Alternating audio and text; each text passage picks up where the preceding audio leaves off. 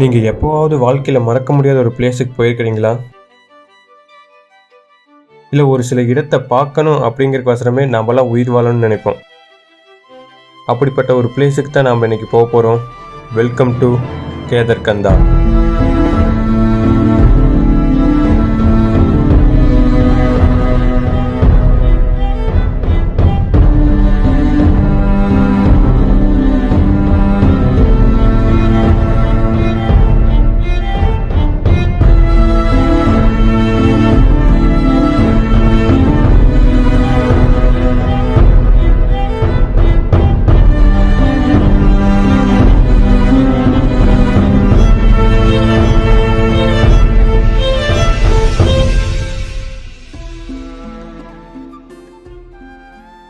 ஹே guys, good morning. இப்போ நம்ம எங்கே இருக்கிறோன்னு பார்த்தீங்கன்னா உத்தரகாண்ட் மாநிலத்தில் கூட சாங்கரி அப்படிங்கிற ஒரு வில்லேஜில் தான் இருக்கிறோம்.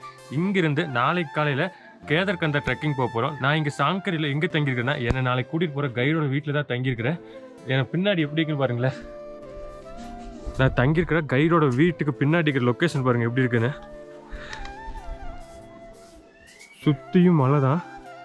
அந்த சைடு ஃபுல்லாக பனிமலையாக இருக்குது. அது பட் இங்கிருந்து அந்த வியூ தெரியாது. அதுக்கு முன்னாடி இந்த இடத்துக்கு எப்படி வந்த அப்படிங்கிறத நம்ம பார்க்கலாமா? பேசிக்கலி இந்த பிளேஸை ரீச் பண்ணோம்னா 4 முக்கியமான பிளேஸ் வழியாக தான் போகணும். Chennai to Delhi, Delhi to Dehradun, Dehradun to Sankri. Train number 12-621 ஏறின நாம் 2260 கிலோமீட்டர் தாண்டி 2 நைட்டு ட்ராவல் பண்ணி ஃபஸ்ட்டு நாம் டெல்லியை ரீச் பண்ணணும்.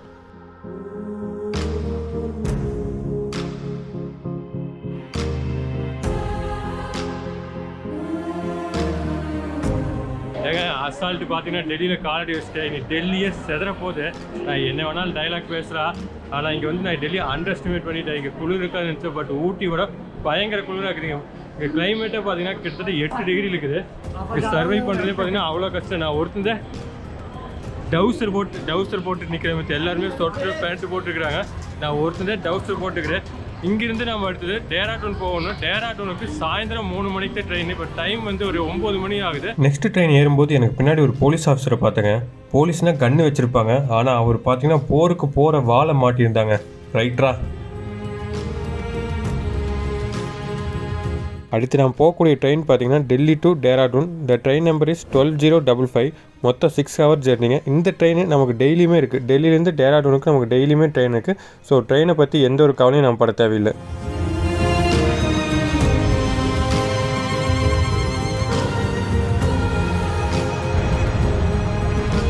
ஏங்க நேற்று நைட்டு வந்து நம்ம டேராடூன் வந்தோம். டேராடூன் நேற்று நைட்டு ஒரு 9 மணிக்கு வந்துட்டு பக்கத்துலேயே ஹோட்டல் எடுத்து ஸ்டே பண்ணிட்டோம்.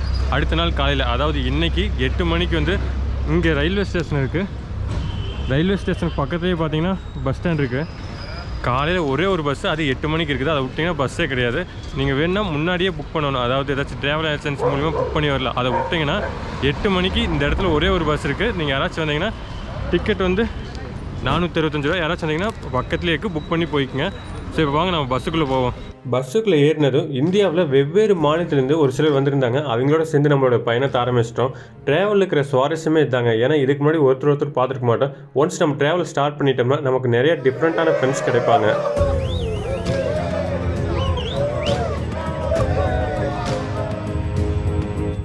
நம்ம இப்போ போகக்கூடிய ரூட்டு தான் Dehradun to Sankri large NH7 national ஹைவேங்க. 200 கிலோமீட்டர். பட் பார்க்குறக்கு 200 கிலோமீட்டர் தான் இருக்குது. கிட்டத்தட்ட இந்த டேஞ்சரான மலையை சுற்றி போக 8 to 9 மணி நேரம் ஆகுங்க.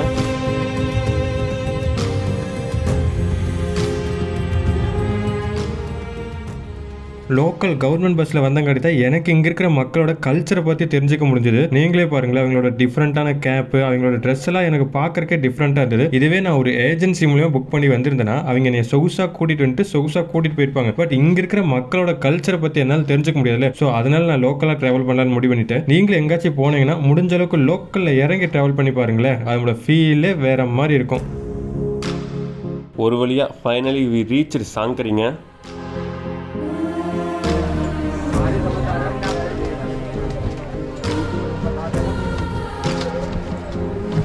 காய்ஸ் காலையில் 8 மணிக்கு பார்த்தீங்கன்னா நம்ம டேராடூனில் ஸ்டார்ட் பண்ணோம். இப்போ மணி வந்து 6 மணி ஆயிடுச்சு. கிட்டத்தட்ட பல மணி நேரம் ட்ராவல் பண்ணி இங்கே வந்திருக்கிறோம். இப்போ கரெக்டாக சாங்கரியில் பார்த்தீங்கன்னா ஒரு மார்க்கெட் இருக்குது, அந்த மார்க்கெட்டில் தான் இருக்கிறோம். ட்ரெக்கிங் ஸ்டார்ட் பண்ணுறதுக்கு முன்னாடி சாங்கரி மார்க்கெட்டில் ட்ரெக்கிங்க்கு தேவையான திங்ஸ் எல்லாத்தையும் நான் ரெண்ட்டுக்கு எடுத்துட்டேன்.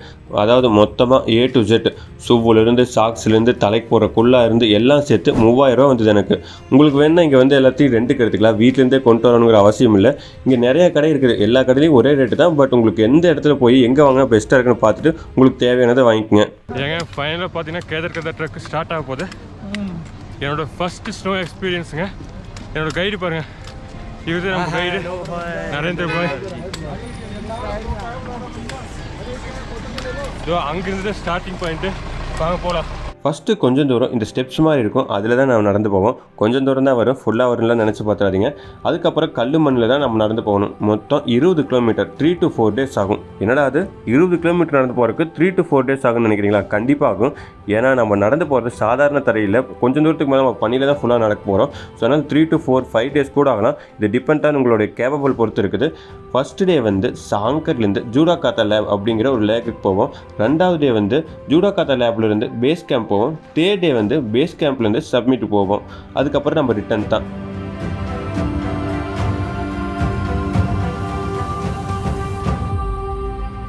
எல்லாரும் படம் எடுத்து கிளம்பிட்டாங்க. பட் ஸ்டார்டிங்கில் இருந்த ஆர்வம் எண்டிங் வரைக்கும் இருக்குமான்னு கேட்டால் ஒரு கொஸ்டின் மார்க் தான். பிகாஸ் 100%ல் 10% மேலே ஃபுல்லாக வந்து கம்ப்ளீட் பண்ண மாட்டாங்க, அவங்களால சப்மிட் வர முடியாது. ஒரு சிலர் வந்து பேஸ் கேம்ப்லேயே தங்கிடுவாங்க, ஒரு சிலர் வந்து பேஸ் கேம்ப்லேருந்து மேலே சப்மிட் வர ட்ரை பண்ணுவாங்க. பட் அங்கே பாதிலேயே திரும்பிட்டு மறுபடியும் பேஸ் கேம்பே போயிடுவாங்க.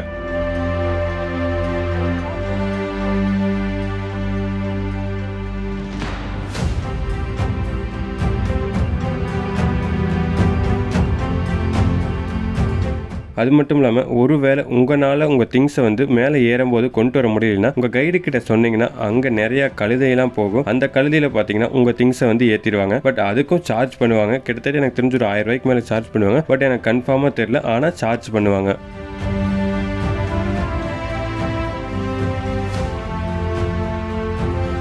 ஜஸ்ட் 2 கிலோமீட்டர் தான் நான் நடந்து வந்திருப்பேன். அப்போவே என்னால் ஸ்னோ கொஞ்சம் கொஞ்சமாக பார்க்க முடிஞ்சது. வாங்க இன்னும் நம்ம பக்கத்தில் போய் பார்ப்போம் எப்படி இருக்குதுன்னு.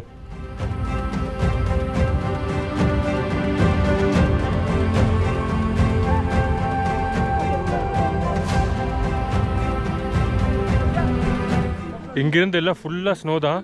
கிட்டத்தட்ட ஒரு 3 கிலோமீட்டர் கொஞ்சம் தூரம் தான் நடந்து வந்துருப்போம். நடந்து வந்ததையுமே இனி ஃபுல்லாக ஸ்னோவில் தான் நம்ம போக போகிறோம்.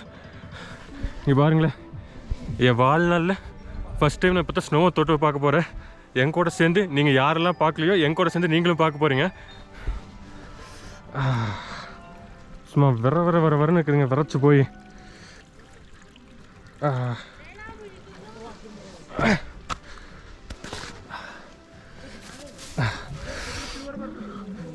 ஃபஸ்ட்டு ஸ்னோ எக்ஸ்பீரியன்ஸுங்க வாழ்நாளில். நம்மளை சுற்றி அப்படியே ஃப்ரிட்ஜுக்குள்ளே அடைச்சி வச்ச மாதிரி இருக்குது. இது ஒரு சாம்பிள் தான். இன்னும் மேலே போயிட்டோம்னா நம்ம இன்றைக்கி நைட்டு தங்கக்கூடிய இடம் ஃபுல்லாமே ஸ்னோஃபால் தான். அது மட்டும் இல்லாமல் அந்த இடத்துல ஒரு ஏரி மாதிரி இருக்குது, லேக் மாதிரி இருக்குது. அந்த லேக்கே வந்து ஃப்ரீஸ் ஆகிட்டே இருக்க போகுது. அது மேலே நம்ம நடக்க போகிறோம். தண்ணி மேலே நடப்பியான்னு கேட்டிருப்பாங்க ஒரு சிலர். நான் வாழ்நாளில் ஃபஸ்ட் டைம் இன்றைக்கி நம்ம தண்ணி மேலே நடக்க போகிறோம். வெயிட் பண்ணி பாருங்கள், இன்னும் ஒரு 5 நிமிஷம் நம்ம அங்கே ரீச் ஆகிடுவோம். பக்கத்துலேயே விஜய்பால்ஜின்னு ஒரு தாபா இருந்தது. இந்த கடையோட ஓனர் பார்த்தீங்கன்னா இங்கே இருக்கிறதுலே ஃபேமஸான ஆளுங்க. வர கஸ்டமர் எல்லாத்தையும் அவரோட மியூசிக்லேயே விளை வச்சிருவார்.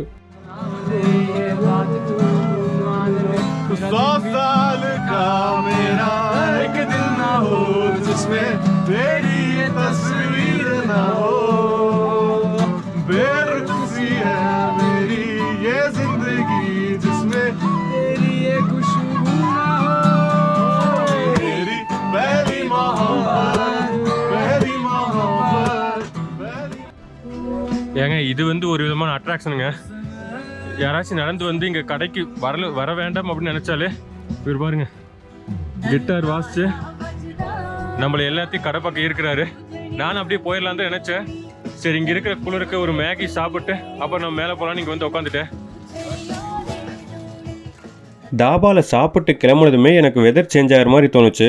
நீங்களே சுற்றியும் பாருங்களேன், அங்கே ட்ரையாக இருந்த நிலைமையெல்லாம் இப்போ ஈரமாக மாறிடுச்சு. மொத்தத்தில் இங்கே கிளைமேட் சேஞ்ச் ஆகிறத நான் கன்ஃபார்ம் பண்ணிட்டேன். இங்கே எப்படியாவது ஸ்னோ பார்க்க முடிஞ்சால் போதும்னு நினச்ச எனக்கு அன்எக்ஸ்பெக்டடாக ஸ்னோஃபாலே பார்க்க முடிஞ்சது. என் கண்ணை என்னாலே நம்ப முடியல, சுற்றியும் ஸ்னோஃபால் தான். மஜா ஆகையா.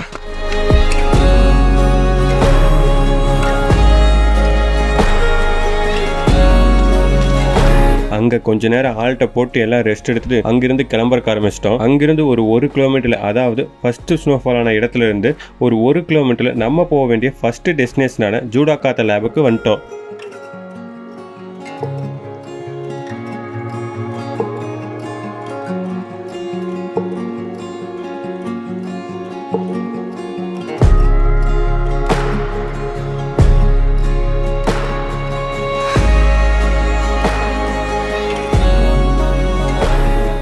மேலே இருந்து பார்த்தா ஏதோ ட்ரீமுக்குள்ளே போன மாதிரி இருந்ததுங்க. நடுக்காட்டுக்குள்ளே சுற்றியும் யாரும் இல்லாமல் அமைதியான ஒரு சில பறவைகளோட சத்தத்தை மட்டும் கேட்டுட்டு, பத்தாததுக்கு ஸ்னோஃபால் வேற சொல்லவா வேணும்.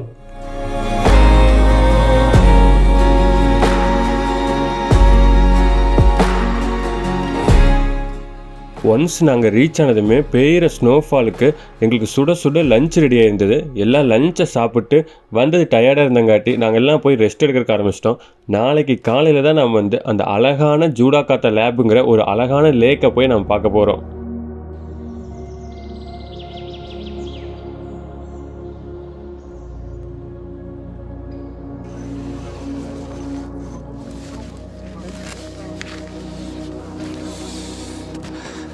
குட் மார்னிங்க.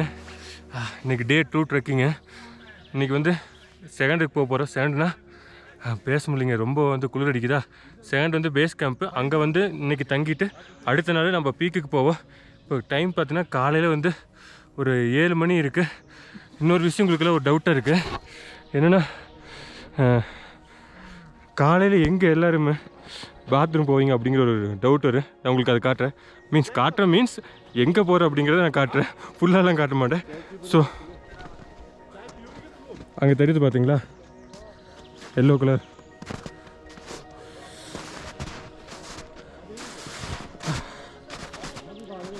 அதுதான் பாத்ரூமு. இங்கே பாத்ரூம் வெளியெல்லாம் போக முடியாது. வெளியே போயிட்டீங்கன்னா அது அப்படியே பார்த்தீங்கன்னா ஐஸ் கட்டி மாதிரி ஆறிடும். இயற்கைக்கு அது கெடுதலாக இருக்குது. அதனால பார்த்தீங்கன்னா அங்கே உள்ளே போயிட்டு ஒரு கவர் மாதிரி கொடுப்பாங்க, அதில் போட்டு நான் வந்துடுவேன். தண்ணி இருக்காது, பேப்பர் தான் யூஸ் பண்ணிக்கோணும். ஸோ இங்கே ஒரு பாத்ரூம் இருக்குது, அங்கே ஒரு பாத்ரூம் இருக்குது. காலையில் டெய்லி ரொட்டீனில் முடிச்சிடும் பக்கத்தில் இருக்கிற அந்த அழகான ஃப்ரோசன் லேக்கை பார்க்க இந்த அமைதியான காட்டுக்குள்ளே தனியாக கிளம்பிட்டேன். பட் அந்த லேக்கு கிட்ட ஆட்கள் இருக்காங்கன்னு சொன்னாங்க. லெட்ஸ் சி, போய் பார்ப்போம்.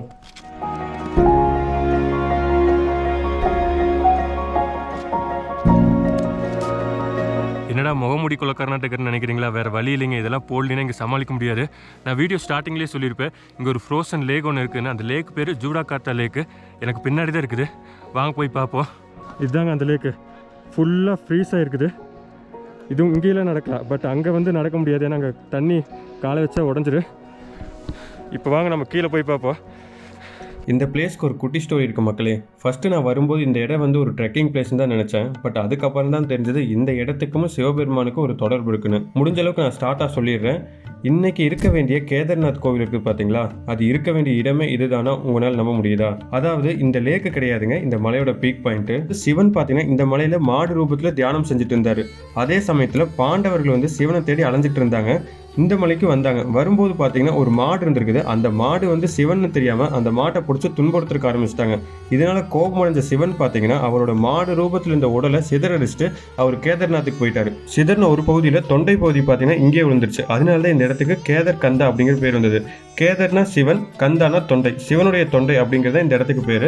அது மட்டும் இல்லாமல் சிவனுடைய ஜடாமுடியிலிருந்து ஒரு சொட்டு நீர் கீழே விழுந்துருச்சு. அந்த விழுந்த பகுதி தான் நம்ம இப்போ இருக்கிற ஜூடாகாத்தா லேக் அப்படிங்கிறாங்க.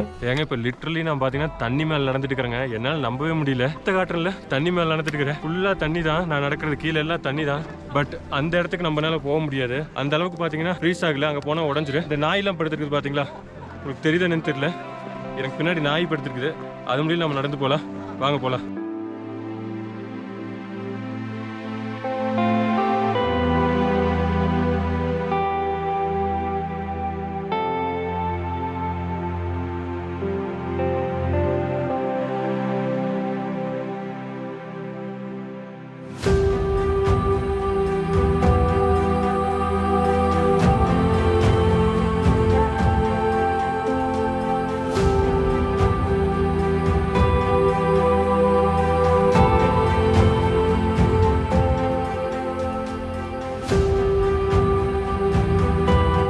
இப்படி ஒரு வியூ பார்க்கும்போது இது இந்தியாவா இல்லை சுவிட்சர்லாண்டா அப்படிங்கிற ஒரு சந்தேகமாக இருக்குது. ஏன்னா அவ்வளோ அழகாக இருக்குதுங்க.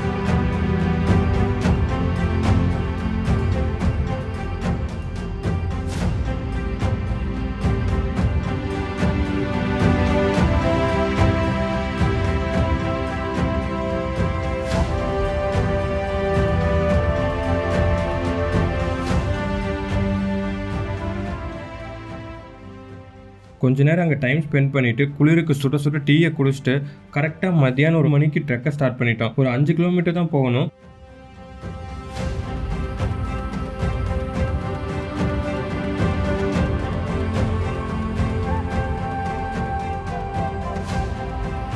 கிளம்பும்போது பார்த்தீங்கன்னா எல்லாம் ஒன்றா தான் கிளம்புறோம், படையாக தான் கிளம்புறோம். பட் பாதியில் எங்கே போகிறாங்கன்னே தெரிய மாட்டேது. நாங்கள் மட்டும் தனியாக போகிற மாதிரி எனக்கு ஃபீல் ஆகுது. ஒரு கட்டத்துலலாம் நாங்கள் போகிற வழி பார்த்தீங்கன்னா நார்னியா இல்லைன்னா கேம் ஆஃப் த்ரோன்ஸில் வர மாதிரி இருந்ததுங்க. ஒரு நடுக்காட்டுக்குள்ளே சுற்றியும் பைன் மரத்துக்கு நடுவில் நாங்கள் போனோம். அதாவது எங்களுக்கு ரைட் சைடில் லெஃப்ட் சைடில் 2 சைடும் பார்த்தீங்கன்னா பைன் மரம். அது மட்டும் இல்லாமல் கீழே ஃபுல்லாக ஸ்னோவா, அதோட ஃபீலே வேறு மாதிரி இருந்தது. ஒரு 2 கிலோமீட்டர் நடந்து வந்திருப்போம்.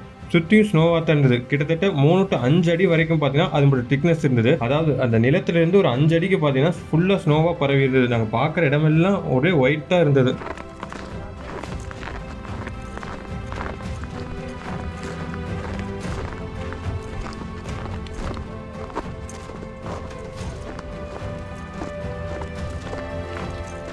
கொஞ்சம் கொஞ்சமாக மேலே ஏற ஏற பார்த்தீங்கன்னா இந்த மலையோட அளவு கூடிக்கிட்டே போகுது. அதுலேயும் நான் இப்போ போயிட்டு இருக்கிற பாதையெல்லாம் பார்த்தீங்கன்னா வர்ணிக்க வார்த்தையே இல்லை. எனக்கு right side left side 2 side பார்த்தீங்கன்னா பெரிய மலை. நடுவில் நான் வந்து ஒரு வேலிக்குள்ளே போகிற மாதிரி இருக்குது. இந்த வேலி தாண்டோம்னா பின்னாடி வந்து ஸ்லைடிங் பாயிண்ட் இருக்குது. அதில் தான் நம்ம போகிறோம். देखिए दोस्तों, हम जो है अभी हैं अब करने जा रहे हैं, स्लाइडिंग करने जा रहे हैं. हम डाउन उतर गए केदारकांठा टॉप से. मैं और मेरा फ्रेंड प्रवीण. காய்ஸ் எனக்கு கொஞ்சம் பயமாக இருந்தங்காட்டி அவர்கிட்ட கொடுத்து ரெக்கார்டு விடுங்க, நீங்கள் ஏதோ பேசுங்க அப்படின்ட்டு. இப்போ ஸ்லைட் பண்ணி கீழே அப்படியே சர்ன்னு போக போகிறோம். Let's go. Let's go. हाँ யா तो बैठ चुके हम. हाँ प्रवीण ब्रो, யா हम सिट डाउन स्लाइडिंग. हाँ back no problem. Back front front. हाँ फ्रंट में रखो. हाँ जी.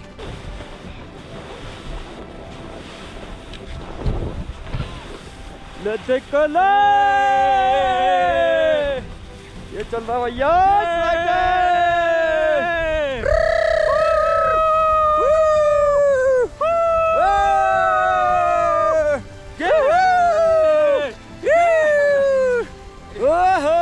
सुपर.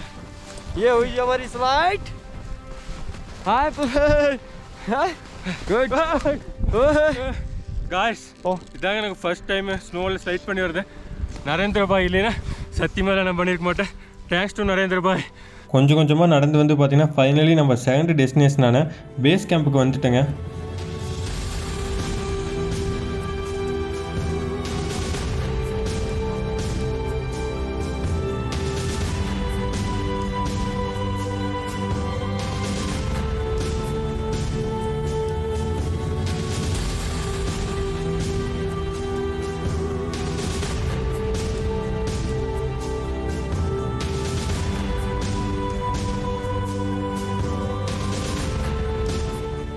இங்கே நிறைய குரூப் வருவாங்க. ஒவ்வொரு குரூப்பும் பார்த்தீங்கன்னா ஒவ்வொரு இடத்துல ஸ்டே பண்ணியிருப்பாங்க. மேலேருந்து பார்க்கும்போது தான் அந்த குரூப்போட டென்ட்டெல்லாம் பார்த்தீங்கன்னா குட்டி குட்டியாக அழகாக இருந்தது. நடுக்காட்டுக்குள்ளே பார்க்க எறும்பு மாதிரி இருந்தது.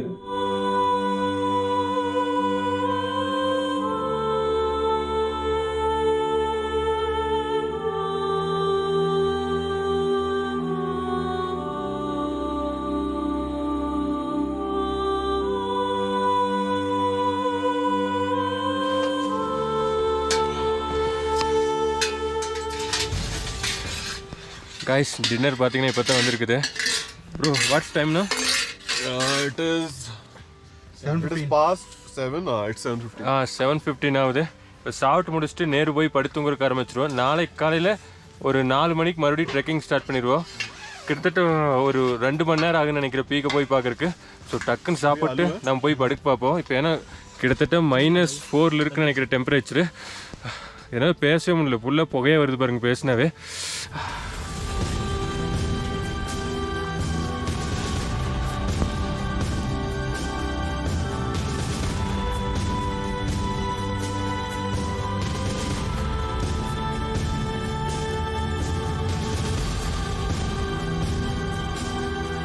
டே 3 ஃபைனல் டேங்க. காலையில் 4 மணிக்கு ட்ரெக்கை ஸ்டார்ட் பண்ணிட்டோம். ஏன்னா மார்னிங் சன்ரைஸ் போய் பார்க்கணும்ல. சாப்பிட்றதுக்கு ஏதோ ஓட்ஸ் மாதிரி கொடுத்தாங்க, அதை சாப்பிட்டு கிளம்பிட்டோம். அங்கங்கே ஒவ்வொருத்தரோட தலையில் இருக்கிற லைட்டு வெளிச்சம் மட்டும்தான் தெரியும், வேறு எதுவுமே தெரியாது. ஸோ அதனால் இங்கே வீடியோ எதுவும் எடுக்க முடியாதுன்ட்டு நம்ம டக்குன்னு பீக்குக்கு போவோம். பீக்குக்கு போனோம்னா நம்ம சன்ரைஸை பார்க்கலாம் அப்படின்ட்டு நாங்கள் வேக வேகமாக பீக்குக்கு போகிறக்க ஆரம்பிச்சிட்டோம்.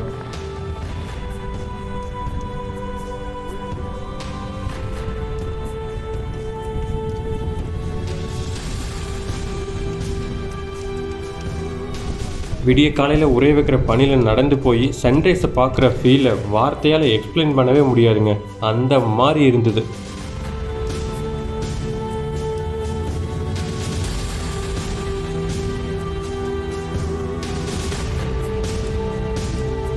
Guys finally we made இட்ங்க.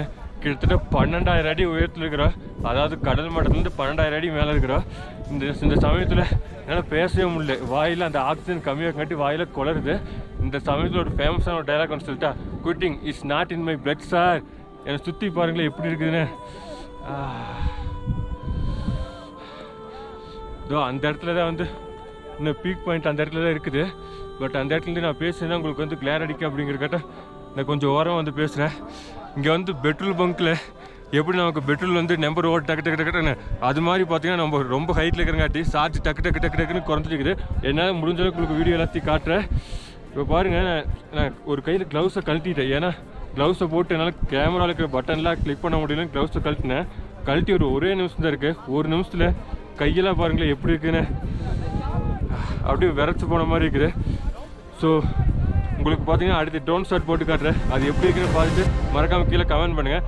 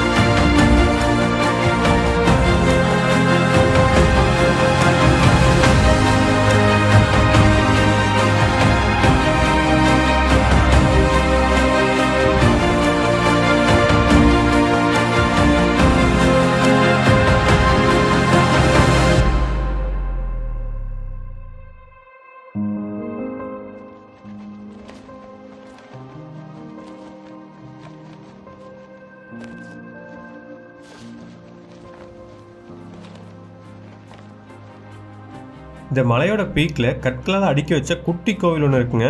மேலே மலைக்கு வரீங்கெல்லாம் இங்கே வந்து சாமி கும்பிட்டு கொஞ்ச நேரம் அங்கிருந்து அழகான வியூவை பார்த்துட்டு கீழே இறங்கறக்க ஆரம்பிச்சிடுவாங்க.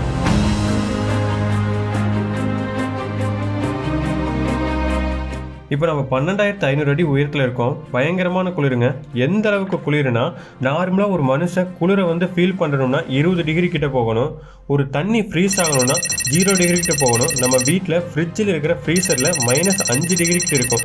ஆனால் நான் இப்போ இருக்கிற இடத்துல -15 டிகிரி கிட்ட இருக்குங்க. அந்த அளவுக்கு குளிராக இருக்குது. Best time to visit December to March. அது மட்டும் இல்லாமல் உங்களுக்கு நிறைய டீட்டெயில்ஸாக கீழே டிஸ்கிரிப்ஷனில் கொடுத்துருக்கேன், வேணா செக் பண்ணி பார்த்துங்க. ஓகேங்க, இப்போ இந்த வீடியோவோட எண்டுக்கிட்ட வந்துட்டோம். ஸோ நெக்ஸ்ட் ஒரு இன்ட்ரெஸ்டிங்கான ஒரு வீடியோவில் சந்திப்போம். டாட்டா, பாய் பாய்.